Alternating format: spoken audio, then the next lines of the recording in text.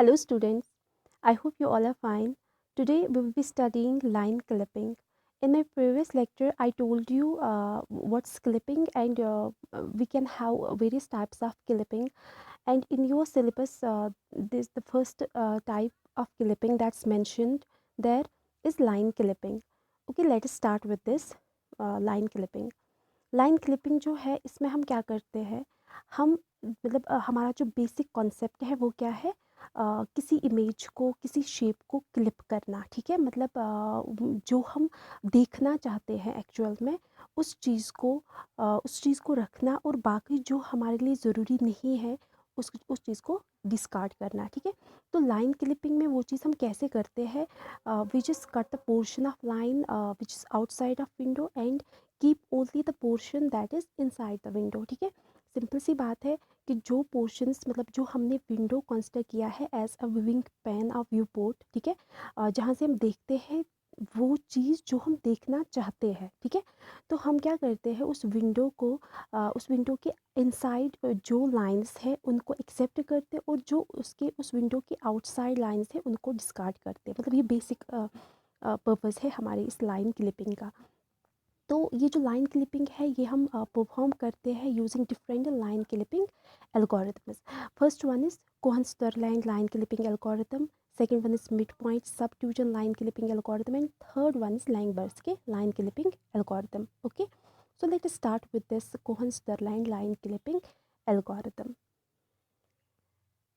जो ये वाला एल्गोरिथम है इसको डेवलप किया है डैनी कोहन और इवान सुदरलैंड ने इन 1967 ज्यूरिंग फ्लाइट साइमुलेटर, जो कि हमने पहले ही लेक्चर में कंप्यूटर ग्राफिक्स के पहले ही लेक्चर में मैंने आपको बोला कि मतलब किस लिए हमें फ़्लाइट साइमुलेटर ज़रूरत लगता है। ठीक है, अगर किसी को नहीं पता होगा वो जस्ट प्रेफर करे वो हमारा first lecture.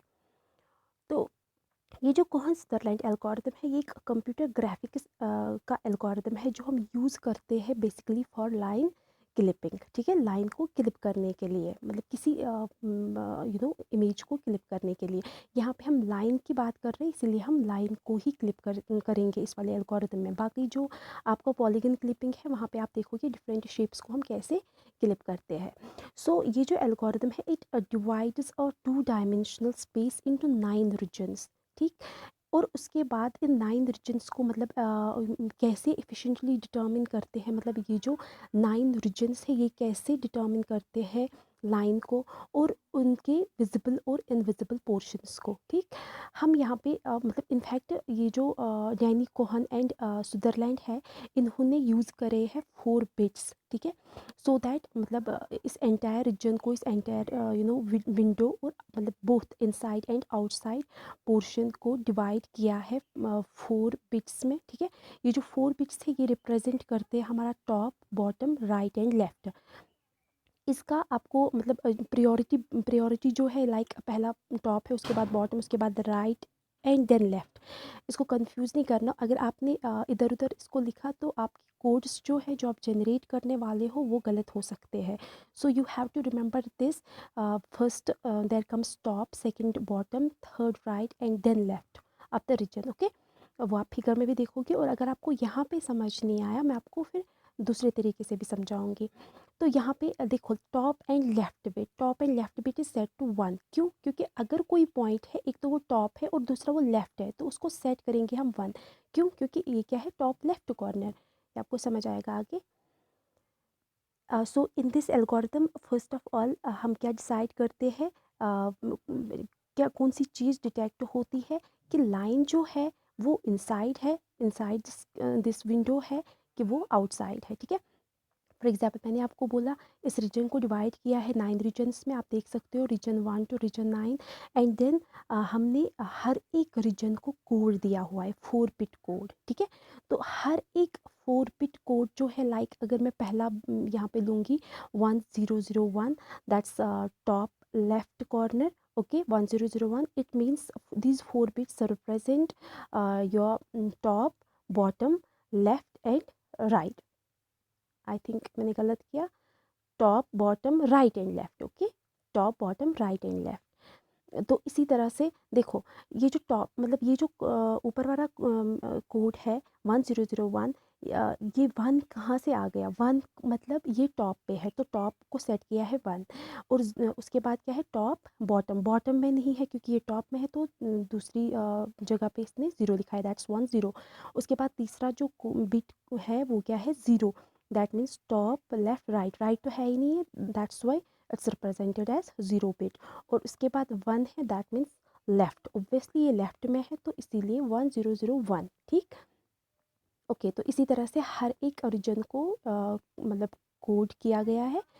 Now you know all lines come under any of the following categories. जैसे मैंने आपको पहले भी बोला, कोई लाइन विजिबल हो सकती है, कोई नॉन विजिबल या इनविजिबल हो सकता है, कोई क्लिपिंग की मतलब क्लिपिंग और वी कैन से क्लिपेड लाइन हो सकती है।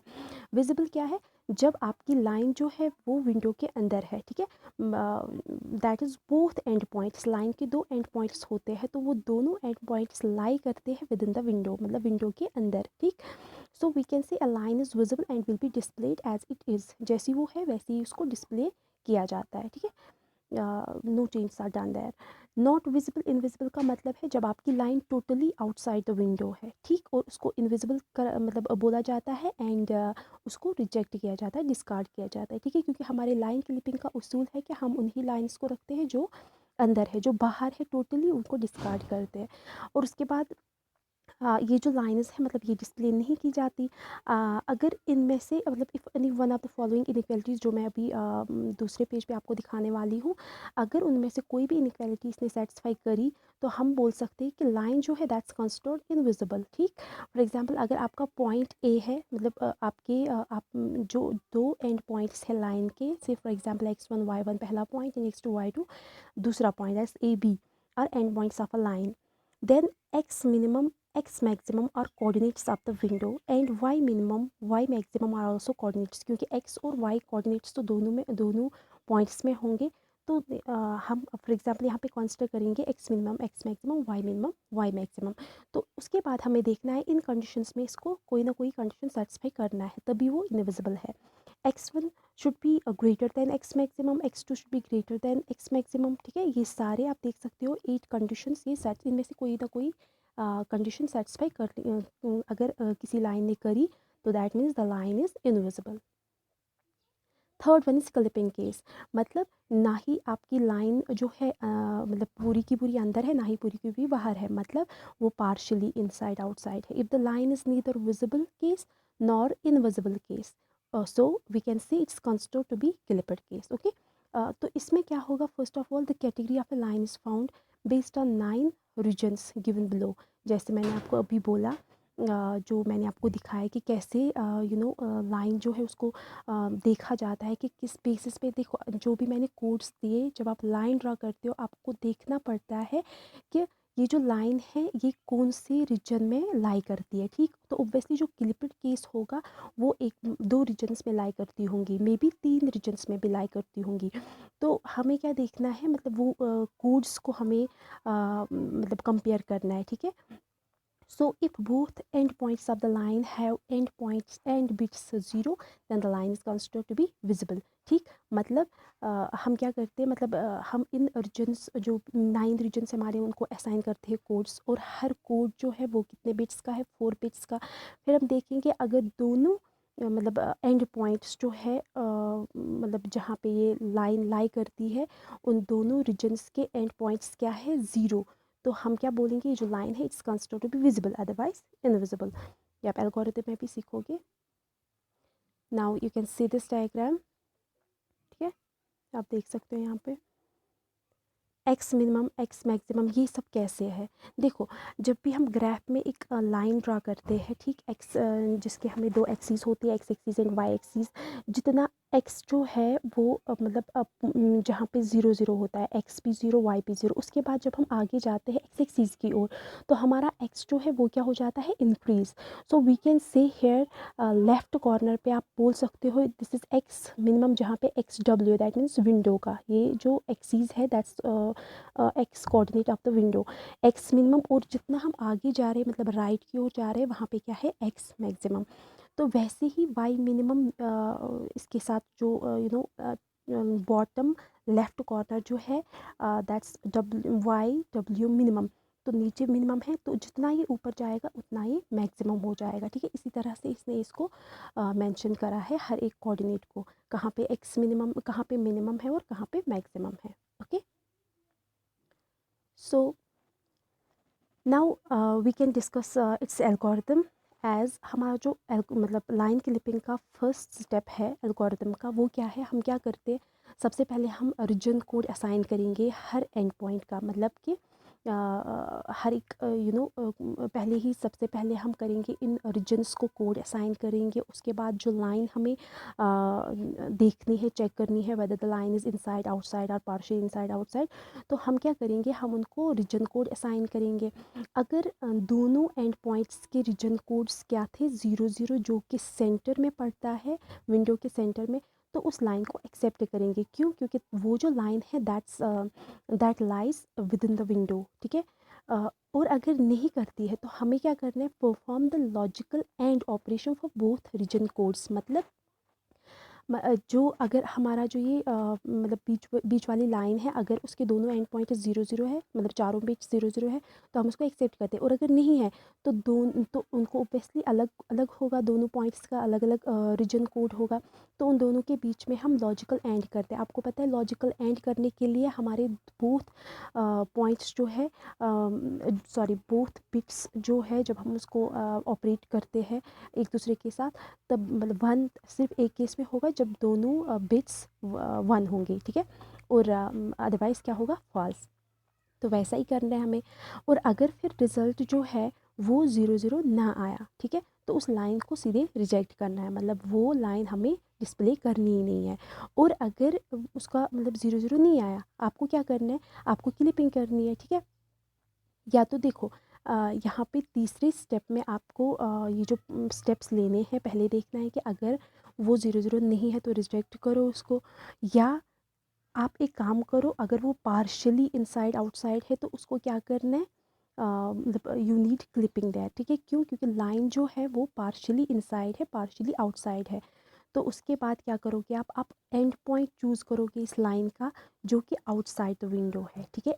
ओबियसली आधा मतलब आधी लाइन तो अंदर होगी, उसको कुछ नहीं करना है, लेकिन जो लाइन बाहर है तो उसको आपको क्या करना है, मतलब उसका एंड पॉइंट चूज़ करना है। उसके बाद इंटरसेक्शन पॉइंट, जो कि मैंने आपको बोला क्लिपिंग में, इंटरसेक्शन पॉइंट जहाँ पे ये इंटरसेक्ट कर रहा हो, ऑब्वियसली ये विंडो के किसी न किसी पॉइंट पे, या तो एक्स एक्सिस की ओर या तो वाई एक्सिस की ओर, मतलब दोनों में से एक एक्सिस पे ये इंटरसेक्ट कर रही होगी।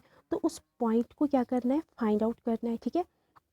और उसके बाद क्या करोगे, आप उस एंड पॉइंट के साथ उस इंटरसेक्शन पॉइंट, मतलब जो आपका एंड आउटसाइड द विंडो वाला पॉइंट है, उसको करोगे आप replace with this intersection point, और वहाँ पे आप रीजन कोड उसका अपडेट करोगे, ठीक।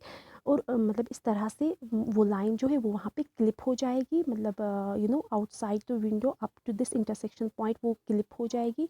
और उसके बाद क्या करना है, मतलब सिंपली आपको याद रखना है, यहाँ पे जो ही आपको इंटरसेक्शन पॉइंट मिला, तो आप क्या करोगे, you will only draw that portion of line, that is मतलब इनसाइड द रीजन, और जो आउटसाइड द रीजन है उसको आप सीधे क्लिप करोगे, डिस्कार्ड करोगे। And this way repeat, you have to repeat step 2, ठीक है, until we find a clipped line either trivially accepted or trivially rejected। मतलब कि जो ही आपको मतलब वो लाइन मिल गई, वो आउटसाइड द पोर्शन जो आपने सेलेक्ट किया, या तो आपको वहीं पे आपको डिसाइड करना है कि ये मुझे ट्रेवली एक्सेप्ट करना है या रिजेक्ट करना है। मतलब ये जो लाइन है ये मुझे मतलब एक्सेप्ट करने की, रिजेक्ट करनी है, वो वहीं पे आपको पता चलेगा इंटरसेक्शन पॉइंट पे। एक्चुअली वहाँ पे हम इक्वेशन, मतलब लाइन की इक्वेशन भी यूज़ कर सकते हैं in order to calculate Y coordinate और एक्स कोऑर्डिनेट। फॉर एग्जांपल, अगर आपका इंटरसेक्शन पॉइंट जो है वो लाई करता है वाई एक्सिस पे, तो वाई एक्सिस तो आपको पता ही होगा कि क्या है, और वहाँ पे आपको डिसाइड करना है कि एक्स कोऑर्डिनेट क्या हो सकता है। और उसके लिए आप क्या करोगे, इक्वेशन यूज़ करोगे जो कि लाइन ऑफ इक्वेशन से आप मतलब आपको मिलती है। और वाई कोऑर्डिनेट जैसे कि आपको पता ही होगा, और एक्स कोऑर्डिनेट के लिए आपको इक्वेशन यूज़ करनी है, ठीक है। और वैसे ही अगर आपका ये इंटरसेक्शन पॉइंट एक्स एक्सिस पे चल रहा है, तो एक्स एक्सिस का पॉइंट आपको पता होगा, और वाई एक्सिस आपको कैलकुलेट करना होगा, ठीक है। वो दूसरा तरीका है। And this way you have to repeat step first for other lines, जो कि मतलब पहला स्टेप है assign a region code for each end points. ये हम एक लाइन का डिस्कस कर रहे थे, तो ऐसे ही हर एक लाइन के लिए हमें डिस्कस करना है, ठीक है। Okay, so here you can see how, ये तो मैंने आपको पहले ही भी बोला कि कैसे हम रीजन कोड्स जो है वो असाइन करते हैं इन 9 रीजन्स पे, ठीक है। देखो जैसे बीच वाला सेंटर हम लेंगे 0 0, जहाँ पे मतलब ये चारों बिट्स क्या है 0 0 है। तो ये क्यों है, क्योंकि ना ही ये जो सेंटर वाला पॉइंट है, ना ही ये टॉप में है, ना ही लेफ़्ट में है, ना ही राइट में है, बल्कि सेंटर में है। इसीलिए टॉप बॉटम लेफ़्ट राइट जो है वो हमने 0 0 रखा है। तो जहाँ पे आपको लेफ़्ट लग रहा है तो वहाँ पे आप 1 असाइन करोगे, जहाँ पे राइट लग रहा है तो वहाँ पे 1 असाइन करोगे, मतलब उस वाले साइड में आप 1 असाइन करोगे। टॉप लेफ्ट टॉप बॉटम सब कुछ, ये आपको आई होप कि समझ में आया होगा, ठीक। So here the center is having the code 0 0 0, that's region 5 is considered a rectangle window, ये तो आपको पता है। Now you can see its advantage। ये जो लाइन क्लिपिंग या न्यूमेरिकल एग्जाम्पल करने के बाद आपको मतलब अच्छे से समझ में आ जाएगा। फिलहाल आप इसका कॉन्सेप्ट रख लीजिएगा। तो ये क्या है, ये कैलकुलेट करता है एंड पॉइंट्स जल्दी and rejects and accepts lines quickly, okay. And second one is it can clip pictures much larger than screen size, ठीक। मतलब जब भी हम क्लिपिंग करते हैं तो ये मतलब पिक्चर्स को क्लिप करता है मतलब स्क्रीन साइज से बड़ा, मतलब उसकी जो रेजोल्यूशन आती है वो कुछ ज़्यादा आती है, ठीक है। मतलब ये इसके एडवांटेज है, पिक्चर से भी ज़्यादा आते हैं। Okay, thank you.